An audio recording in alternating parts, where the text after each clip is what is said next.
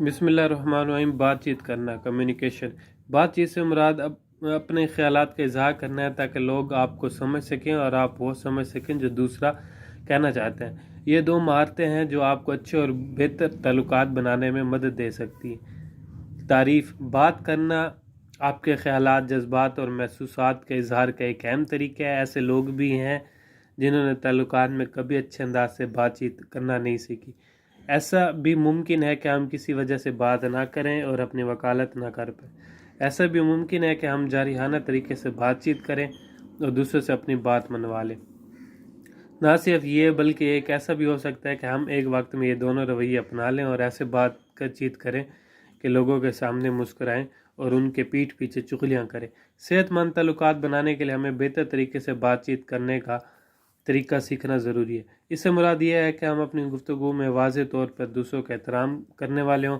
بات چیت کرنے کے 3 بنیادی طریقے: بغیر مزاحمت کے بات چیت کرنا، دوسرا جارحانہ طریقے سے بات چیت کرنا، تیسرا اعتماد اور دعوے سے بات چیت کرنا۔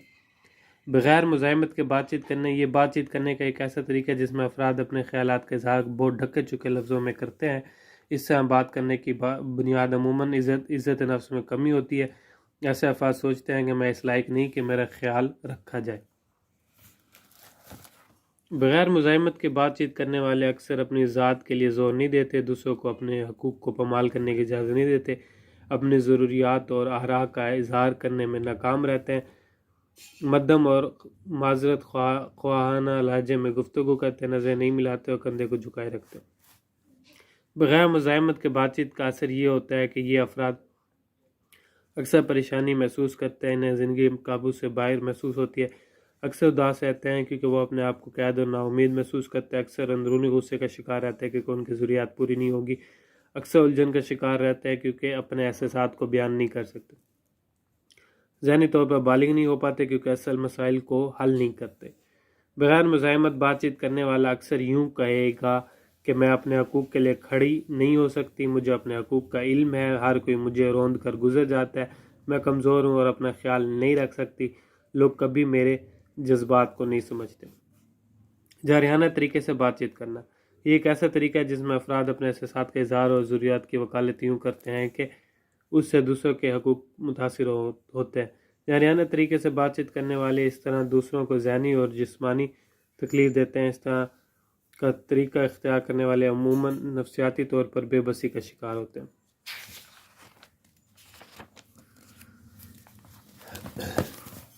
جارحانہ طریقے سے بات چیت کرنے والے دوسروں پر غالب آنے کی کوشش کرتے ہیں، دوسروں کو ذلت کا نشانہ بنا کر قابو کرنے کی کوشش کرتے ہیں، دوسروں پر الزام تراشی لگاتے ہیں، بہت جذباتی ہوتے ہیں اور اپنے عمل کے بارے میں سوچتے نہیں، ناکامی کی صورت میں قوت برداشت نہیں رکھتے، اونچی آواز اور غصے کے انداز میں بات کرتے ہیں، بے رخی انداز سے کام کرتے ہیں، مناسب طریقے سے بات نہیں کرتے، بات بار بار کاٹتے ہیں، تم کہہ کر مخاطب کرتے ہیں، نظریں ملائے رکھتے ہیں اور تکبرانہ انداز اپناتے ہیں۔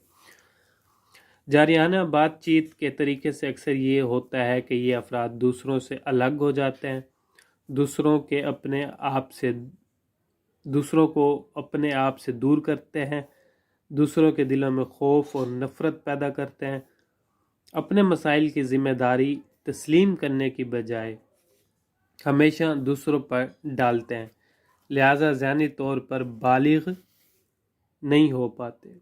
جارحانہ طریقے سے بات چیت کرنے والے اکثر یوں عمل کریں گے: میں درست ہوں اور تم غلط ہو، میں اپنی مرضی سے کرنے والا یا والی ہوں، میں تمہارے حقوق چھین روند سکتا یا سکتی ہوں، تم کسی لائق نہیں، تمہاری کوئی حیثیت نہیں، یہ سب تمہارا قصور ہے، مجھے اس کا حق ہے۔